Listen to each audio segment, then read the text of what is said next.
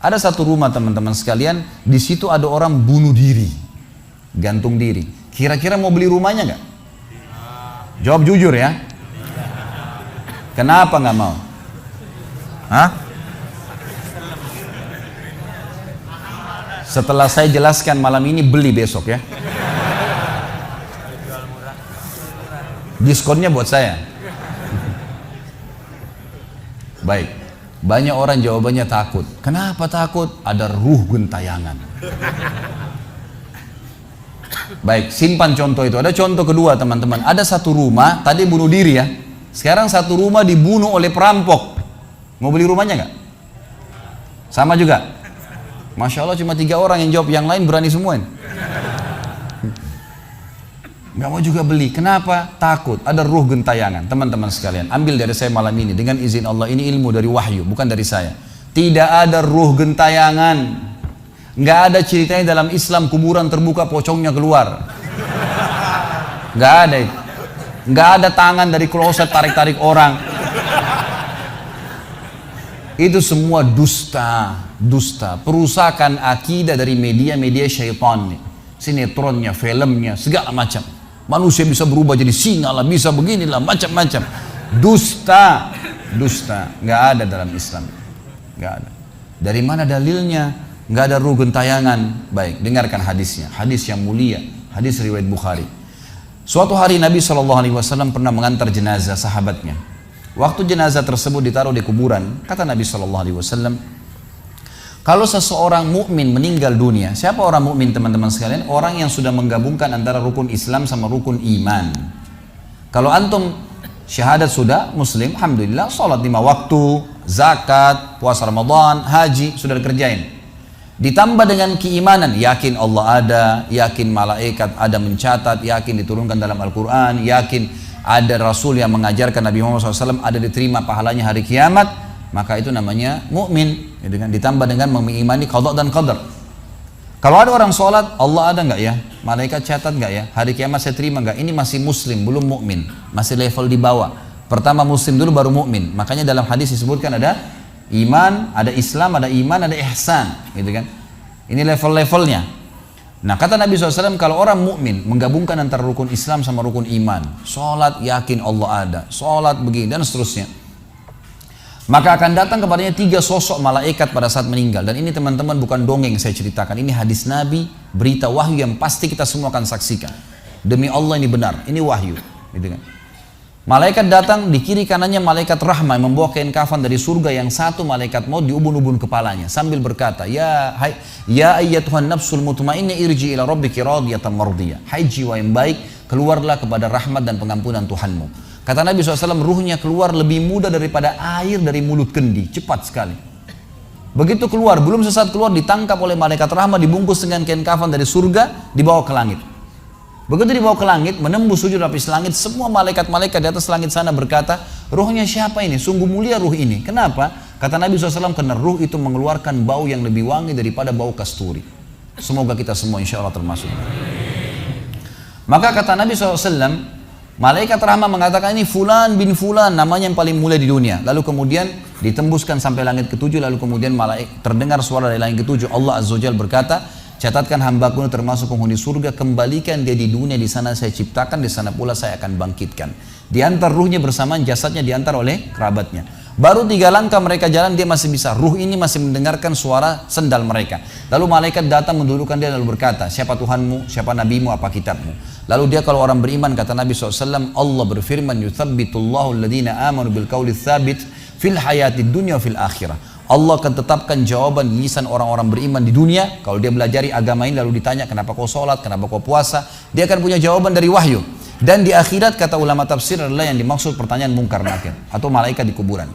Ringkas cerita adalah dia akan menjawab, Tuhanku Allah, Nabiku Muhammad, kitabku Al-Quran. Pada saat dia jawab jawaban itu teman-teman sekalian, maka tiba-tiba saja kata Nabi SAW, malaikat tersebut membukakan baginya pintu neraka. Azab, siksaan, orang teriak-teriak, api yang berkobar-kobar, dia ketakutan. Kata malaikat, lihat dari apa Allah selamatkan dirimu. Karena kau beriman, kau nggak jadi masuk sini. Ditutup. Supaya dia tahu nih, kalau dia berbuat salah akan masuk situ. Ditutup. Dibuka pintu surga, dayang-dayang, permadani, istana yang luas. Luar biasa. Dia gembira. Lalu kata malaikat, kau akan masuk di sini. Maka si mayit tersebut pun berdoa mengatakan, ya Allah cepatkan waktu karena aku ingin masuk ke dalam surgaku. Lalu datang di sebelahnya orang yang tampangnya gagah, badannya bersih, wangi, saking sempurnanya kata jenazah ini, ruh ini berkata, siapa kamu ini? Sungguh sempurna ciptaan Allah pada dirimu. Maka dia berkata, diam dulu. Maka dia berkata, gitu kan? Dia berkata, saya amal soleh akan menemani kau sampai hari kiamat. Insya Allah setelah riwayat ini kita sholat. Saya amal soleh akan menemani kau sampai hari kiamat. Maka kata Nabi SAW terdengar suara, ya Allahu alam di sini disebutkan Allah atau malaikatnya, tapi yang jelas menyampaikan dari Allah Subhanahu Wa Taala, lapangkan kuburan hambaku ini seluas pandangan matanya dan bukakanlah pintu surga baginya setiap pagi dan petang dia melihat. Maka jadilah kuburannya taman dari taman surga sampai hari kebangkitan. Baik. Sebaliknya kata Nabi SAW, kalau orang fasik, siapa tadi fasik? Muslim yang masih berbuat maksiat. Teman-teman hati-hati. Jangan kena mengandalkan sudah syahadat kemudian bebas berbuat dosa. Hati-hati. Fasik dan orang kafir proses matinya sama. Kata Nabi SAW, orang fasik dan orang kafir akan datang kepadanya 3 malaikat. 2 malaikat azab di kiri kanannya, 1 malaikat maut di bunuh-bunuh kepalanya yang berkata, hai jiwa yang busuk, keluar kepada kemurkaan Tuhanmu. Maka ruhnya berantakan di tubuhnya, tidak berani keluar. Lalu malaikat maut menariknya dengan keras, ibaratnya seperti bulu domba yang dibasahkan, dililitkan di pohon berduri, lalu ditarik dengan keras sehingga berantakan bulu domba itu.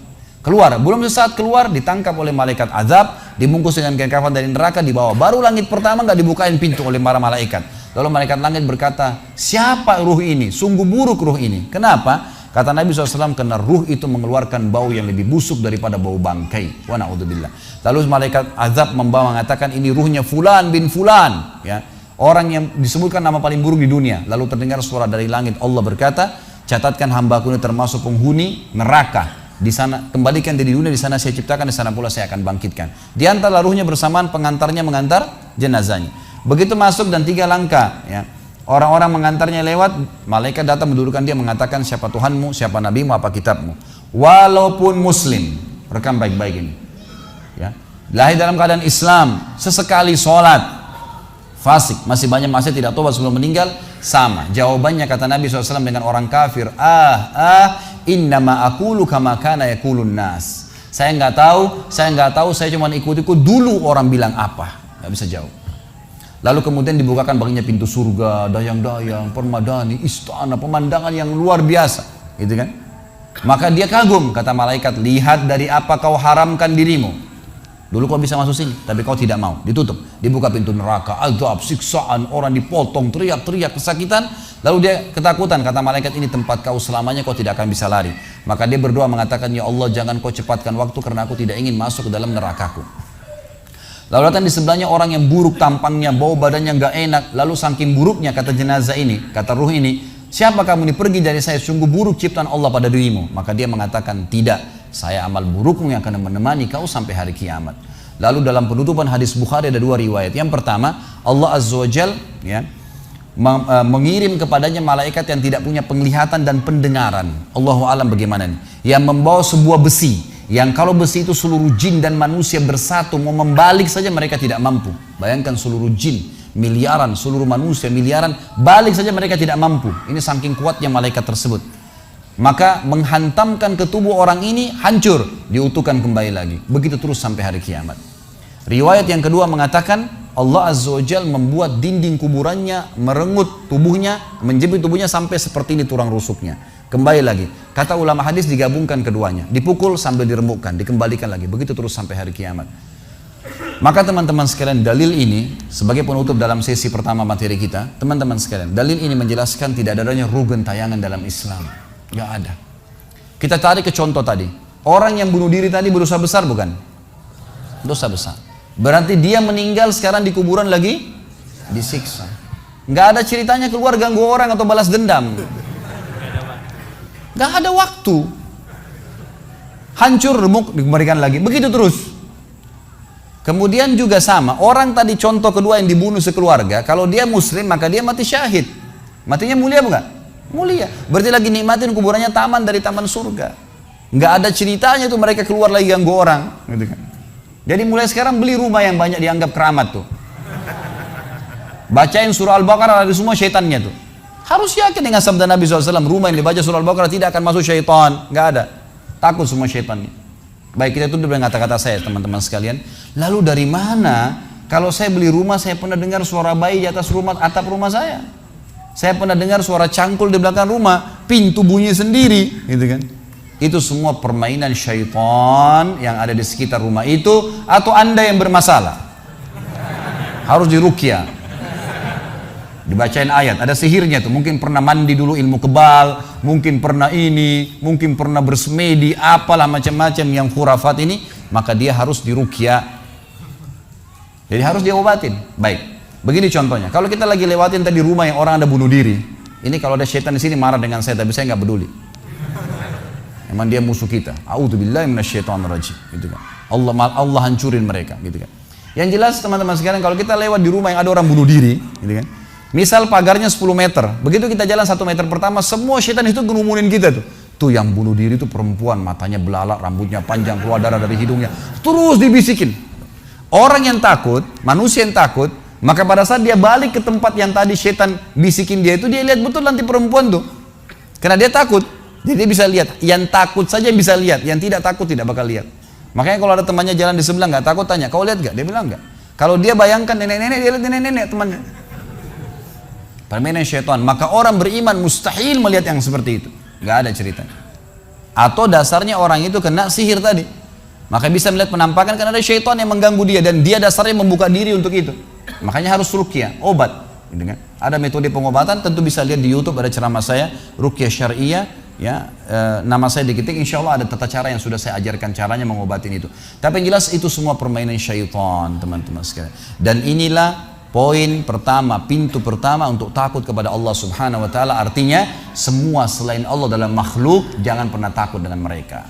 Syaitan pun yang biasa dianggap menakutkan bagi manusia itu dusta semua.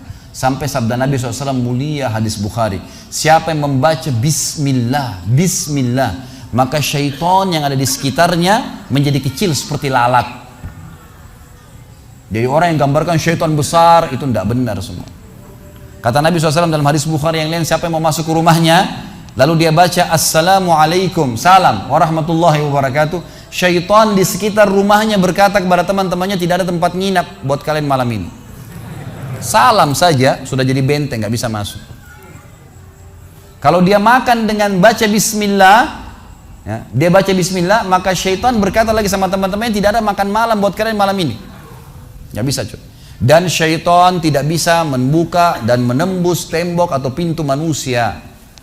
Dusta semua itu tembus tembok, tembus pintu, dusta. Karena Nabi SAW yang bilang, syaitan tidak bisa membuka kembali pintu ditutup oleh manusia. Syaitan tidak bisa membalikkan ya, panci yang sudah ditutup oleh manusia. Maka padamkanlah lampu kalian, tutuplah panci-panci kalian. Karena syaitan bisa menunggangi makhluk yang lain.